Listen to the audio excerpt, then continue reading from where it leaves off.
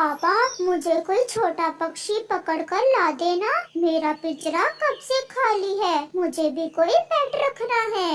जग्गू के पापा, आप अपने बेटे की एक छोटी सी इच्छा पूरी कर दे। वो कब से आपसे कह रहा है ला दे इसे कोई छोटा पक्षी पकड़कर। जग्गू, क्या तुम उसे समय पर दाना और पानी डाल दिया करोगे? हाँ हाँ पापा, मैं अपने पेट को पानी भी दिया करूँगा और दाना भी। गोरी, तो फिर लाओ मेरा शिकार वाला थैला और मेरा जाल। फिर कालू कौवा अपना शिकार करने का सामान लेकर अपने घर से निकलता है।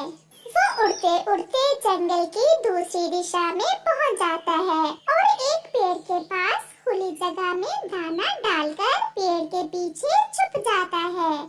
थोड़ी ही देर बाद कबूतर और उसका बेटा उड़ते उड़ते उस दिशा में आ जाते हैं। दाना देखकर वो दोनों वहाँ उतरते हैं। पापा, यहाँ तो बहुत दाना है। ठहरो, मुझे गौर से देखने दो। मुझे ऐसा लग रहा है ये दाना किसी शिकारी ने डाल रखा है। नहीं पापा, यहाँ पहले तो कभी कोई शिकारी नहीं आया। चल चल छोटे कबूतर, खा ले दाना और फंस जा मेरे जाल में। पेड़ के पीछे छुपा कालू शिकारी कौवा ऐसा सोचता है। फिर कबूतर का बेटा अपने पापा की बात ना मानते हुए वो दाना खाने के लिए आगे बढ़ता है और जाल में फंस जाता है। कबूतर उड़कर पास वाले पेड़ पर बैठ जाता है। रस्सी को पकड़े हुए कालू भी तुरंत वहाँ आता है। पकड़ा गया, शिकार पकड़ा गया। आज मेरा बेटा जग्गू तो खुश हो जाएगा। मुझे छोड़ दो जालिम शिकारी कौवे, मुझे छोड़ दो। मेरे बेटे को आजाद कर दो। जालिम, तुम मेरे बेटे को कैद नहीं कर सकते। मेरा बेटा जिद कर रहा था पेट रखने की और मेरा बेटा तुम्हारे बेटे को दाना भी देगा और पानी भी। हम कैद में जिंदा नहीं रह सकते और कैद में मिलने वाले दाने और पानी से अच्छा है हम इन आजाद हवाओं में अपना भोजन ढूंढें। आप ऐसा जुल्म ना करें, मेरे बेटे को छोड़ दें। ऐसे कैसे छोड़ दूं? हाथ आया शिकार, मैं कैसे छोड़ दूं? चल भाग यहाँ से, कबूतर कहीं के। कालू कौवा कबूतर की कोई बात सुने बिना उसके बेटे को जाल में डालकर अपने घर ले जाता है। जग्गू छोटे कबूतर को देखकर बहुत खुश था। अब इसे समय पर दाना डाल दिया करना, ऐसा न हो कि ये छोटा कबूतर भूखा ही मर जाए। मुझे छोड़ दे, मैं यहाँ नहीं रहना चाहता। मेरे मम्मा पापा मेरे बिना नहीं रह सकते, वो मर जाएंगे। चुप चुप कर जाओ छोटे कबूतर, जब से पकड़ा है रो ही जा रहे हो। कुछ नहीं होगा तुम्हारे मम्मा पापा को। इस जंगल में और बहुत से कबूतर हैं, एक तुम नहीं होगे तो क्या हो जाएगा? मैं तुम्हें दाना दूंगा। ऐसा कहते हुए जग्गू उस छोटे कबूतर को दाना डाल देता है। रात हो जाती है। वो छोटा कबूतर कुछ खाए बिना पिंजरे में बैठा रो रहा था। मेरा बेटा कहीं से ला दे, मैं अपने बेटे के बिना नहीं रह सकती। उस जालम कौवे की बहुत विनती की मैंने, परंतु वो नहीं माना और हमारे बेटे को कैद करके ले गया। मेरा बेटा मेरे बिना नहीं जी पाएगा, मेरा बेटा मर जाएगा उस जालिम की कैद में। दूसरे रोज कबूतर और उसकी पत्नी चिड़िया के पास जाते हैं। चिड़िया बहन, मेरे बेटे को जालिम शिकारी कौवे ने कैद कर लिया है। आप हमारे साथ चलें और उस जालिम से कहें कि मेरे बेटे को आजाद कर दे।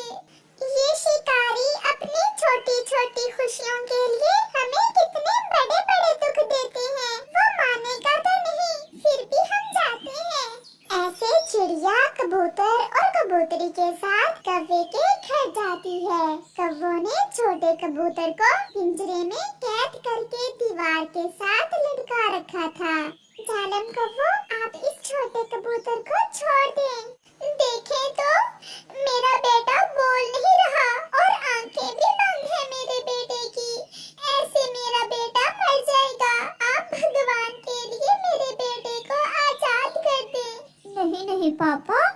अपने पेट को नहीं छोड़ूंगा। मेरा बेटा कल से बहुत खुश है और तुम सब चाहते हो कि मैं अपने बेटे की खुशियाँ तुम्हें दे दूं। भागो यहाँ से, ऐसा कभी नहीं होगा। आप मेरे बेटे के बदले मुझे कैद कर लें और मेरे बेटे को छोड़ दें। तुम्हारा क्या अचार डालना है मेरे बेटे ने? मेरे बेटे को छोटा पक्षी अच्छा लगता है। फिर वो सब निराश होकर वहाँ से चले जाते हैं।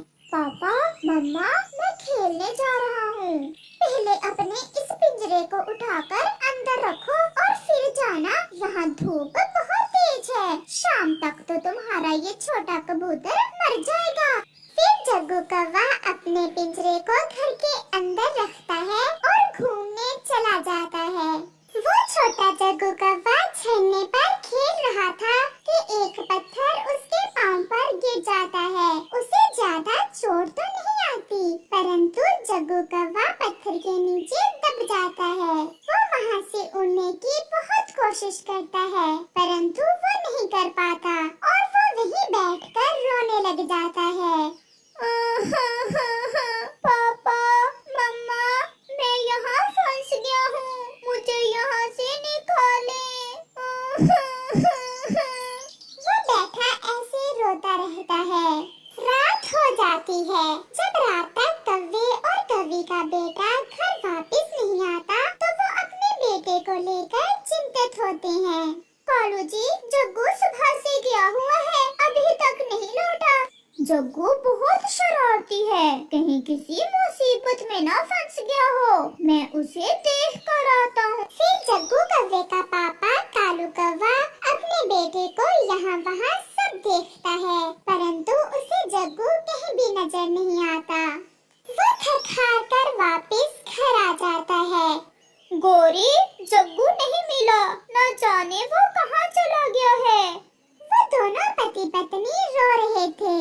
अंकल, आप चुप कर जाएं। आप कल मेरे मम्मा पापा के पास जाना। मेरे मम्मा पापा की उड़ान सब पक्षियों से ऊंची है और मेरे मम्मा पापा आपको देखकर बता सकते हैं कि आपका बेटा कहाँ है। ये सुनकर गोरी बहुत खुश होती है। सच छोटे बच्चे, क्या आपके मम्मा पापा इतना ऊंचा उड़ सकते हैं? बहुत ऊंचाई तक उड़ सकते हैं मेरे मम्मा पापा। ऐसे दूर से रोज कौवा और कौवी कबूतर और कबूतरी के पास जाते हैं। वो रो रहे थे। मेरा बेटा कल से कहीं खो गया है। आपके बेटे ने बताया है कि आप ऊंचाई पर उड़ते हुए सब देख सकते हो। प्लीज हमारा बेटा ढूंढने में हमारी मदद करें। फिर कबूतर एक ऊंची उड़ान लेता है। वो बहुत ऊंचाई पर जाता है और देखता है कि जग्गू कौवा एक झरने पर पत्थर के नीचे दबा हुआ है।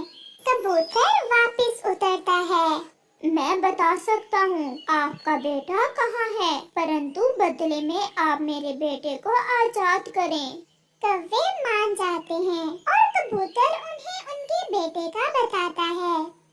फिर कौवा और कौवी अपने बेटे को उस पत्थर के नीचे से निकालते हैं और घर जाकर उस छोटे कबूतर को आजाद कर देते हैं। मुझे माफ करना दोस्त, एक रात मैंने मम्मा पापा के बिना गुजारी और मुझे एहसास हुआ कि मम्मा पापा के बिना रहना कितना मुश्किल है। मैं फिर कभी किसी छोटे पक्षी को कैद में नहीं रखूंगा। मेरे मम्मा पापा मेरा इंतजार कर रहे होंगे। अब मैं जाऊं? ऐसे वो छोटा कबूतर फिर से आजादी की हवा में सांस लेता है और वापस अपने घर लौट जाता है। दूर इसी जंगल में एक चिड़िया और कौवे के घर पास नहीं थे। चिड़िया का पति कुछ दिन पहले मर गया था। वो अपने बेटे के साथ अपने घर में रहती थी। कौवे का नाम कालू और उसकी पत्नी का नाम गोरी था। एक सुबह चिड़िया कौवे के पास बैठी हुई थी कि चिड़िया की नजर जमीन पर जाती है। कौवे भैया, वो सामने देखो, दो छोटे छोटे से नए पौधे उग रहे हैं हमारे घर के पास में ही। चिड़िया, ये नए पौधे तो मैंने भी आज ही देखे हैं। चलो तो जरा पास जाकर देखते हैं। अगर ये दोनों पौधे बड़े होकर फलदार पेड़ बन गए फिर तो हमारे भोजन की चिंता ही खत्म हो जाएगी। हाँ कभी भैया, फिर हमें भोजन अपने